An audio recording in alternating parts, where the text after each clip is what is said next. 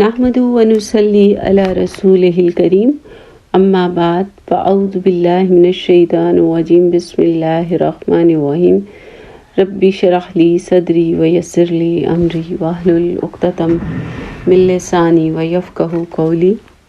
سورۃ البینہ، یہ سورہ مبارکہ سورہ طلاق کے بعد اتری۔ اس کے مکی اور مدنی ہونے میں اختلاف ہے۔ بخاری کی حدیث ہے کہ آپ صلی اللہ علیہ وآلہ وسلم نے فرمایا کہ اللہ نے مجھے حکم دیا ہے کہ یہ سورت آپ کو پڑھ کر سناؤں۔ در حقیقت بنیادی عنوان اس سورہ مبارکہ کا یہ ہے کہ یہ قرآن اور باقی صحیفوں کے فرق کو واضح کرتی ہے، دین اسلام اور خود ساختہ صحیفوں کی حقیقت بیان کرتی ہے، اور قرآن کو اس میں ایک روشن دلیل کہا گیا ہے۔ شروع کرتے ہیں۔ فرمایا لم یکن الذین کفروا من اہل الکتاب والمشرکین منفکین حتی تأتیہم البینۃ۔ اہل کتاب اور مشرکین میں سے جو لوگ کافر تھے وہ اپنے کفر سے باز آنے والے نہ تھے جب تک ان کے پاس دلیل روشن نہ آ جائے۔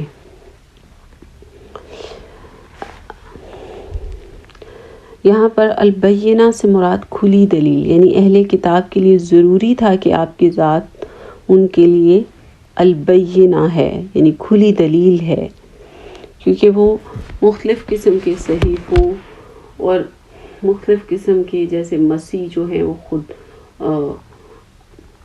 خدا کا بیٹا قرار دیتے تھے۔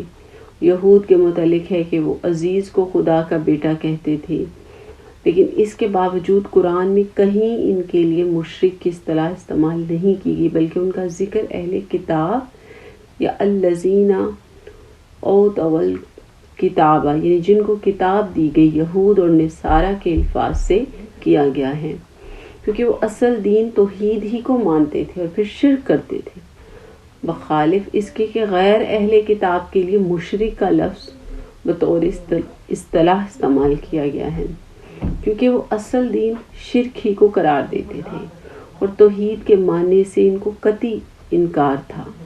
یہ فرق ان دونوں گروہوں کے درمیان صرف اصطلاح ہی نہیں بلکہ شریعت کے احکام میں بھی ہے۔ اہل کتاب کا ذبح مسلمانوں کے لیے حلال کیا گیا ہے، اگر وہ اللہ کا نام لے کر حلال جانور کو صحیح طریقے سے ذبح کرے، اور ان کی عورتوں سے نکاح کی بھی اجازت دی گئی ہے۔ اس کے برعکس مشرکین کا نہ ذبح حلال ہے اور نہ ان کی عورتوں سے نکاح۔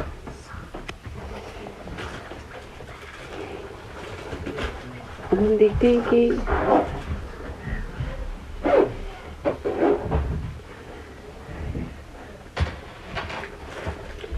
اگلی آیت مبارکہ میں فرمایا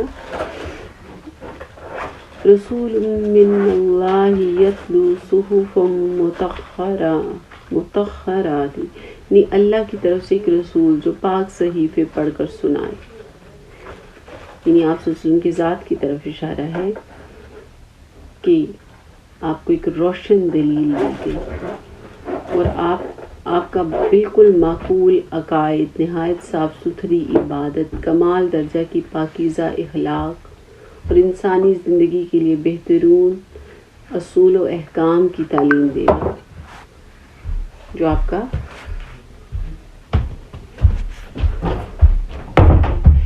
فیہا کتب قیمات، جن میں بالکل راست اور درست تحریریں ہیں۔ یعنی اخلاص سے مراد ہے کسی چیز کو آمیزش سے پاک کرنا، یعنی یک رخ ہو کر اللہ کی طرف متوجہ ہو جانا۔ شرک در حقیقت دو طرح کے دو معنی ہیں، ایک شرک اکبر اور ایک ہے شرک اصغر، اور دین اسلام جو ہے وہ ایک سچا دین ہے،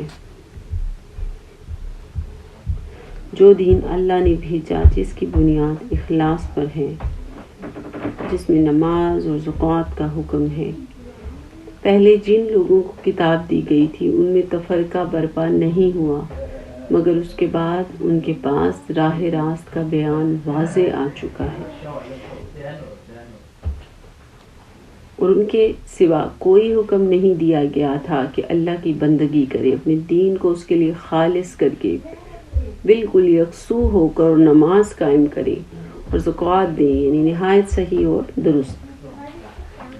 در حقیقت دین اسلام ایک سچا دین ہے، جو دین اللہ نے بھیجا ہے، جس کی بنیاد اخلاص پر ہے، جس میں نماز اور زکوٰۃ کا حکم ہے، خود ساختہ دین جس میں ریاکاری اور بدعات ہیں۔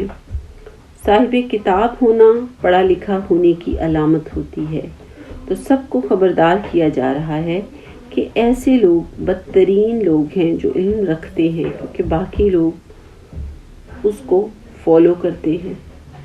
یعنی بدعت، کسی چیز کو عدم سے وجود میں لانا۔ سورہ بقرہ میں یہ مضمون بہت واضح بیان کیا ہوا ہے۔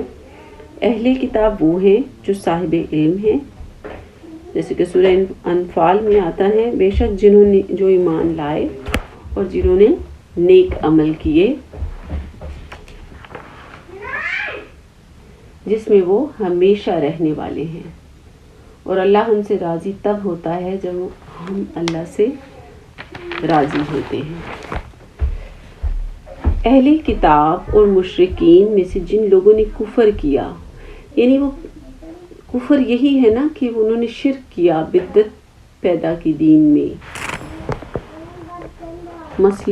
مصلحتیں پیدا کی دین میں۔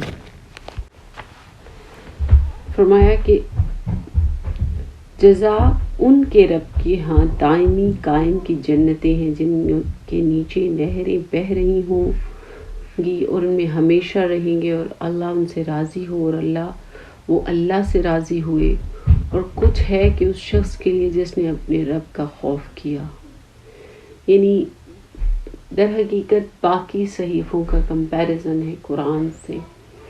باقی اہل یہود و نصار جو کہ اہل کتاب تھے، لیکن انہوں نے شریعت میں بدعتیں پیدا کی، انہوں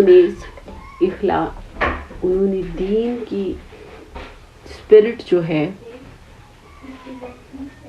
اس کو نقصان پہنچایا۔